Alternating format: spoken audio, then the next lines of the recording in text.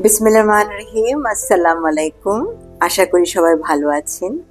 প্রথমে আমি আপনাদের সবাইকে অশেষ অশেষ ধন্যবাদ এবং কৃতজ্ঞতা বোধ জানাতে চাচ্ছি যে আমার হেলথ টককে আপনারা বহুদূর নিয়ে গেছেন এবং এটা আমার একটা ছোট্ট প্রয়াস ছিল যে সোশ্যাল অ্যাওয়ারনেস তৈরি করার জন্য কিছু কিছু রোগের ক্ষেত্রে। হেলথ টক আমার চলতেই থাকবে।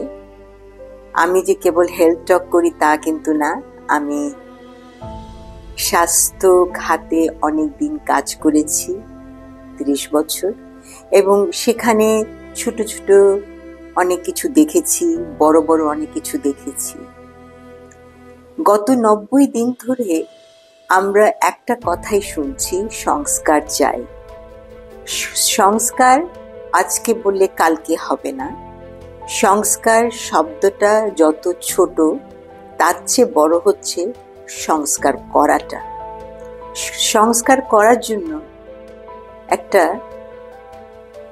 জনমত লাগে এবং এই জনমতের মধ্যে সবাই থাকতে হবে।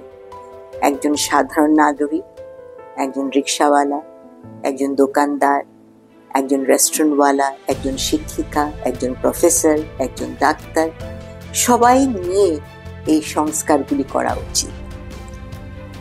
প্রথমে আমি একটা কথা বলতে চাই যে স্বাস্থ্যের ব্যাপারে সংস্কার, স্বাস্থ্যের ব্যাপারে সংস্কার আমি অনেক দিন ধরেই গবেষণা করছি। এই গবেষণার ফলাফল অবশ্যই আপনাদেরকে জানাবো। তবে আপনারা কি ভাবছেন সেটাও তো আমার জানা দরকার। আমরা সব কিছু সরকার বা রাষ্ট্রের উপর ছেড়ে না দিয়ে নিজেরা যদি নিজেদের জায়গা থেকে অল্প অল্প করে সংস্কার শুরু করি, তাহলে মনে হয় আমরা আমাদের সেই স্বাধীন সোনার বাংলাকে আবার ফিরে পাব। আমার এই ছোট্ট প্রয়াস আশা করি আপনারা স্বাগত জানাবেন এবং আমি একটা পোলিং সিস্টেম করেছি যেখানে আপনারা অংশগ্রহণ করবেন।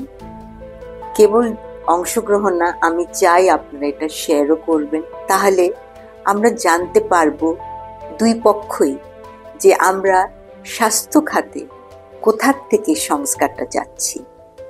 আশা করি আপনারা আমার সাথে থাকবেন। আপনারা সবাই সুস্থ থাকুন, ভালো থাকুন, এই আমার কামনা। ধন্যবাদ।